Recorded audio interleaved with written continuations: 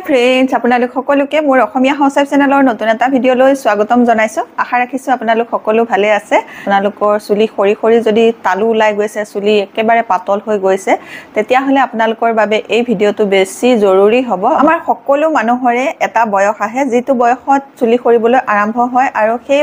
চুলি সৰা আৰম্ভ হওঁতে যদি আমি আমাৰ চুলিখিনিৰ যত্ন নকৰোঁ, তেতিয়াহ'লে চুলি সৰি সৰি আমাৰ তালু ওলাই যাব আৰু এসময়ত চুলিখিনি একেবাৰে ডেমেজ হৈ যাব। আৰু চুলিৰ যত্ন কৰিবলৈ হ'লে আমি সদায় ঘৰুৱা নেচাৰেল বস্তুৰে যত্ন কৰাটো ভাল,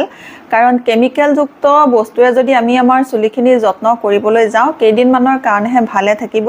2-3 মাহৰ পাছত চুলিখিনি ইমান বেছিকৈ ডেমেজ হ'ব যে আমাৰ চুলিখিনি আগতকৈও বেছিকৈ বেয়া হৈ যাব। গতিকে কেমিকেলযুক্ত বস্তু আমাৰ চুলিত নলগোৱাটোৱে বেছিকৈ ভাল হ'ব। সেইকাৰণে মই আপোনালোকলৈ আজি লৈ আহিছোঁ খুব বঢ়িয়া এটা নেচাৰেল চুলিত লগোৱা ৰিমেডি, যিটো ৰিমেডি আপোনালোকৰ চুলি সৰা বন্ধ কৰিব আৰু লগতে চুলিৰ গুৰিটোও মজবুত কৰিব, চুলি দীঘলো কৰিব, আৰু চুলিৰ গুৰিত যদি কিবা বেমাৰ হৈছে সেই বেমাৰ দূৰ কৰিবলৈ সহায় কৰিব। আৰু ইয়াৰ লগতে আৰু এটা কথা কওঁ যে আপোনালোকে এই ৰিমেডিটো লগোৱাৰ উপৰিও আপোনালোকে খোৱা বোৱাৰ ওপৰতো অকণমান চকু দিব লাগিব, কাৰণ চুলিখিনি যত্ন কৰিবলৈ হ'লে আমি শৰীৰটোৰ ভিতৰৰ পৰাও যত্ন কৰিব লাগিব, আৰু লগতে চুলিখিনিৰ যত্ন কৰিবলৈ হ'লে আমি শৰীৰটো বাহিৰৰ পৰাও যত্ন কৰিব লাগিব। গতিকে চুলিৰ বাহিৰৰ পৰা যত্ন কৰিবলৈ হ'লে আজিৰ এই ৰিমেডিটো আপোনালোকে লগাব, আৰু চুলিৰ ভিতৰৰ পৰা যত্ন কৰিবলৈ হ'লে আপোনালোকে খাব লাগিব। খোৱা বস্তুসমূহ মই যিকেইটা বস্তু ইয়াত ইউজ কৰিম, সেই বস্তুকেইটা আপোনালোকে খালে আপোনালোকৰ চুলিখিনি ভিতৰৰ পৰা যত্ন কৰা হ'ব, আৰু সেই বস্তুকেইটা আপোনালোকে বাহিৰত লগালেও আপোনালোকৰ চুলিখিনি বাহিৰৰ পৰা যত্ন কৰা হ'ব। গতিকে আজি মই ইয়াত যিকেইটা বস্তু দেখুৱাম, এইকেইটা বস্তু আপোনালোকে খাবও পাৰিব আৰু চুলিত লগাবও পাৰিব। তে আহক এই বস্তুকেইটা কি আৰু কেনেকৈ ইউজ কৰিব লাগে চাওঁ বলক। ইয়াৰ লগতে আপোনালোকক কওঁ যে আপোনালোকে যদি নেচাৰেল বস্তুবোৰ বিশ্বাস কৰে আৰু নেচাৰেল বস্তুবোৰ ভাল পায়, তেতিয়াহ'লে মোৰ এই ভিডিঅ'টো এটা লাইক কৰি দিব, আৰু লগতে আপোনালোকে চেনেলটো ছাবস্ক্ৰাইব কৰি ল'ব, আৰু আপোনালোকৰ ফ্ৰেণ্ড চাৰ্কুলৰ লগত এই ভিডিঅ'টো শ্বেয়াৰ কৰিব। এতিয়া মই এই ৰিমেডিটো আপোনালোকক বনাই দেখুৱাম। এই ৰিমেডিটোত প্ৰথমে মই লৈছোঁ এয়া নৰসিংহ পাত এমুঠি, আৰু তাৰ পাছত লৈছোঁ এয়া জবা ফুল, ৰঙা জবা ফুল এয়া লৈছোঁ মই 4 পাহ, আৰু ৰঙা জবা ফুলটো আপোনালোকে থোপাটোও ল'ব পাৰিব, নহ'লে এপহীয়াটো ল'লেও হ'ব। ইয়াৰ পাছত মই লৈছোঁ এয়া শিলিখা 7টা, আৰু ইয়াৰ পাছত মই এয়া আমলখি 8টা ল'লোঁ। এনেদৰে গোটেইকেইটা বস্তু গোটাই ল'লোঁ। ইয়াৰ পাছত আমাক লাগিব এয়া এল'ভেৰা পাত, নেচাৰেল এল'ভেৰা লৈছোঁ মই। আপোনালোকৰ ঘৰত যদি নেচাৰেল এল'ভেৰা পাত আছে ল'ব, যদি নাই তেতিয়াহ'লে কিনা এল'ভেৰা জেলটোকে ল'ব।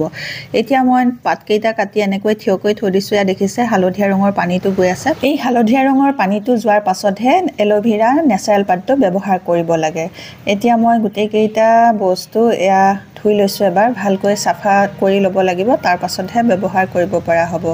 এতিয়া মই এয়া নৰসিংহ পাতকেইটা ঠাৰিৰ পৰা পাত গুচাই ল'ম।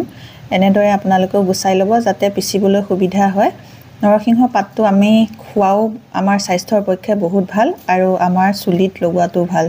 আপোনালোকে ৰাতিপুৱা সদায় নৰসিংহ পাত 4-5টামান চুবাই খাবচোন, চুলিৰ কাৰণেও ভাল হ'ব, পেটৰ কাৰণেও ভাল হ'ব। এতিয়া মই জবা ফুলৰ ঠাৰিকেইডাল গুচাই ল'লোঁ, আৰু আপোনালোকে এই জবা ফুল সপ্তাহত 2 দিনকৈ খাবচোন। ৰাতিপুৱা খালী পেটত জবা ফুলপাহ ধুনীয়াকৈ ধুই লৈ আপোনালোকে মোহাৰি খালেও আপোনালোকৰ চুলিৰ কাৰণে বহুত ভাল হ'ব, আৰু চুলিত লগোৱাটোও বহুত ভাল হ'ব। এতিয়া মই আমলখিকেইটা গুটিকেইটা গুচাই ল'লোঁ, আৰু এতিয়া মই শিলিখাকেইটা গুটি গুচাই লৈছোঁ। এনেদৰে গুটিকেইটা গুচাই ল'লে পিচিবলৈ সুবিধা হ'ব। কম বয়সতে চুলি নপকিবৰ কাৰণে আৰু চুলি ক'লা হ'বলৈ আপোনালোকে আমলখি খাব।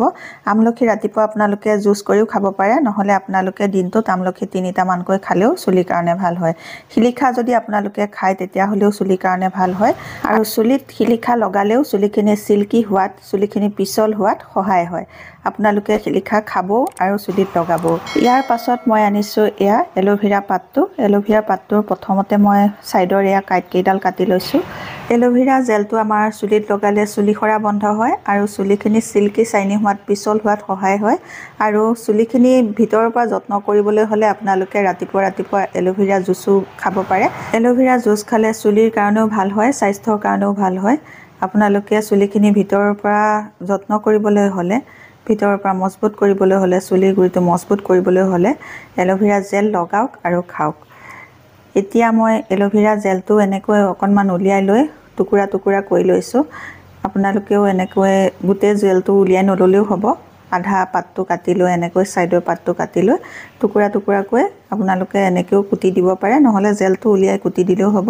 সুবিধা যেনেকৈ হয় আপোনালোকে তেনেকৈ এই এলোভেৰা পাতটো ব্যৱহাৰ কৰিব এতিয়া মই এইখিনি হৈ গল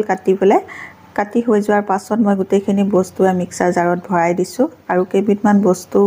ইম্পৰ্টেন্ট বস্তু ইয়াত মিক্স কৰিব লগিয়া হৈ আছে এতিয়া মই সেই কেইবিধ বস্তু ইয়াতে মিক্স কৰিম এতিয়া মই লৈছো এয়া 2 চামুচৰ জোখাৰে মেথি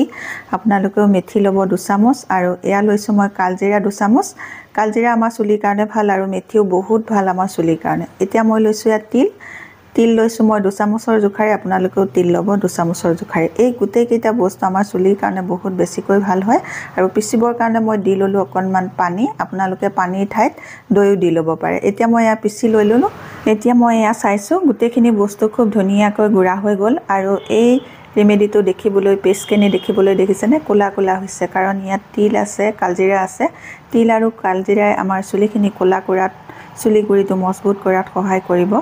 এতিয়া মই এই ৰেমেডিটোতে মিক্স কৰিম অকনমান নাৰিকল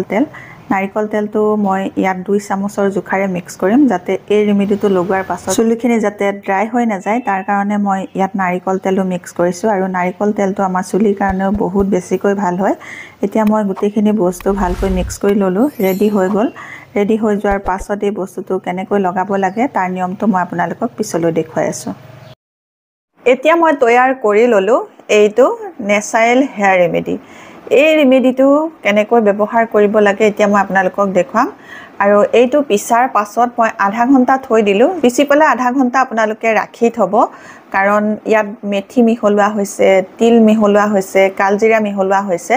এইখিনি কুমলিব লাগিব কুমলিলেহে চুলিত লগাব পাৰিব মই এইখিনি শুকানকৈ পিচিছিলো সেই কাৰণে মই আধা ঘণ্টা ৰাখি দিলো আপোনালোকে যদি মেথি তিল কালজিৰা ৰাতিয়ে তিয়াই থৈ পেলাই এই ৰেমেডিটো ইউজ কৰে তেতিয়া হলে আধা ঘণ্টা নেৰাখিলেও হ'ব মই যেহেতু শুকান ব্যৱহাৰ কৰিছিলো সেই কাৰণে মই এনেকৈ আধা ঘণ্টা ৰাখি দিলো যাতে বস্তু কেইটা কুমলিলে চুলিত বেছি ভাল ৰিজাল্ট পাম সেই কাৰণে মই আধা ঘণ্টা ৰাখি থলো এতিয়া আধা ঘণ্টা হৈ গল আধা ঘণ্টা ৰাখি থোৱাৰ পাছত এতিয়া মই চুলিত লগাম চুলিত কিমান সময় লগাব লাগিব কেনে ধৰণে ধুব লাগিব সেইটো মই আপোনালোকক জনাই আছো লগোৱাৰ পাছত এতিয়া মই আনি লৈছো এখন গামোচা আৰু এই গামোচাখনেৰে মই ঢাকি লম ঢাকি লোৱাৰ পাছত এইখিনি এনেকৈ চুলি গুৰিত লগাই যাম চুলি গুৰিত লগাব এতিয়া মই এই ৰেমেডিটো চুলিত লগাবলৈ আৰম্ভ কৰিছো এনেকৈ আপোনালোকে চুলি গুৰিত লগাব চুলিৰ লেন্থটো লগাব চুলিৰ গুৰিত প্ৰথমতে লগাই ল'ব এনেকৈ চুলি গুৰিটোত ভালকৈ লগাই মাসাজ কৰি দিব প্ৰথমতে আপোনালোকে চুলি গুৰিটোত লগাই ল'ব আৰু সকলোৰে চুলিৰ গ্ৰোথটো একে নহয় কিছুমানৰ পাতল থাকে কিছুমানৰ ডাঠ থাকে কিন্তু যিকিডাল চুলি থাকে যাতে নখৰক আৰু সোনকালে নপকক তেনেকুৱা হ'ব লাগে সেই কাৰণে আপোনালোকে এইদৰে নেচাৰেল ৰেমেডি ব্যৱহাৰ কৰিব গোটেই চুলিখিনিতে লগাই হৈ গল মই চুলিখিনি ধুনিয়াকৈ মেৰিয়াই থৈ দিলো গোটেই চুলিখিনিত লেপি পেলাই মেৰিয়াই পেলাই থৈ দিলো আৰু এনেকৈ মই 2 ঘণ্টালৈ ৰাখিম 2 ঘণ্টা ৰখাৰ পাছত মই নৰমেল ঠাণ্ডা পানীৰে চুলিখিনি ধুই দিম পিছদিনাখনহে শ্যাম্পু কৰিম প্ৰথম দিনাখন মই নৰমেল ঠাণ্ডা পানীৰেহে ধুম তাৰ পিছৰ দিনাখন শ্যাম্পু কৰিম এনেকৈ আপোনালোকে সপ্তাহটোত 2 দিনকৈ ব্যৱহাৰ কৰিব পাৰিব কাৰণ গোটেই কেইটা বস্তু নেচাৰেল বস্তু ইয়াৰ পৰা কোনো সাইড ইফেক্ট নহয় গতিকে আপোনালোকে সপ্তাহটোত দুবাৰকৈ এই ৰেমেডিটো লগাব পাৰিব আৰু আপোনালোকে লগাই পেলাই 2 ঘণ্টাৰ পৰা 3 ঘণ্টাও ৰাখিব পাৰিব নিজৰ সময় অনুযায়ী আপোনালোকে 1 ঘণ্টাতকৈ বেছি ৰাখিলে হ'ব তাৰ পাছত আপোনালোকে ধুব পাৰিব এনেদৰে যদি আপোনালোকে সপ্তাহত দুবাৰকৈ ইউজ কৰে এমাহ মানৰ ভিতৰত দেখিব আপোনালোকৰ চুলি লহপহকৈ বাঢ়িছে আৰু লগতে আপোনালোকৰ চুলি খৰা বন্ধ হৈছে নতুন চুলি গজিবলৈ আৰম্ভ কৰিব চুলিৰ গুৰিটো মজবুত হ'ব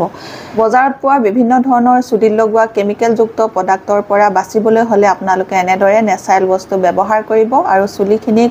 বহুত বয়সলৈ নপকাকৈ নখৰাকৈ ৰাখিব পাৰিব চুলিখিনি ষ্ট্ৰেট কৰি ৰাখিলেই যে মোৰ চুলিখিনি ভাল চুলি তেনেকুৱা নহয় চুলিখিনি ভাল হ'বলৈ হলে বয়স বাঢ়িলেও যাতে চুলিখিনি সোনকালে নপকে নখৰে তেনেকুৱাকৈ ৰখাটোহে আচল কথা গতিকে আপোনালোকে নেচাৰেল বস্তু যদি ব্যৱহাৰ কৰি থাকে কম বয়সৰ পৰাই তেতিয়া হলে আপোনালোকৰ চুলি সোনকালে নখৰেও নপকেও আপোনালোকক একেবাৰে শেষত কম যে আপোনালোকে কেমিকেল যুক্ত প্ৰডাক্ট চুলিত নলগোৱাতে ভাল হ'ব কাৰণ চুলিখিনি দীঘলীয়া সময়ৰ কাৰণে ভালকৈ ৰাখিবলৈ হলে আপোনালোকে কেমিকেল যুক্ত প্ৰডাক্ট চুলিত লগাব নালাগে আজিৰ এই ভিডিওটো ইমানেই আছিলে বহুতখিনি চুলিৰ বিষয়ে মই আপোনালোকক ক'লো আপোনালোকে ভাল পাইছে নে বেয়া পাইছে নাজানো আপোনালোকৰ সময়ও নষ্ট কৰিছোঁ চাগে আৰু সময় নষ্ট নকৰি মই ইমানতে ভিডিঅ'টো সামৰিম আৰু ভিডিঅ'টো ভাল লাগিলে আপোনালোকে মোৰ চেনেলটো সাবস্ক্ৰাইব কৰিব আৰু আপোনালোকৰ ফ্ৰেণ্ডৰ লগত ভিডিঅ'টো শ্বেয়াৰো কৰিব পূজা আহি আছে সেইকাৰণে নতুন এটা ভিডিঅ'ৰ সৈতে নতুন এটা টিপছৰ সৈতে আপোনালোকৰ মাজলৈ আকৌ আহিম তেতিয়ালৈকে নমস্কাৰ আজিলৈ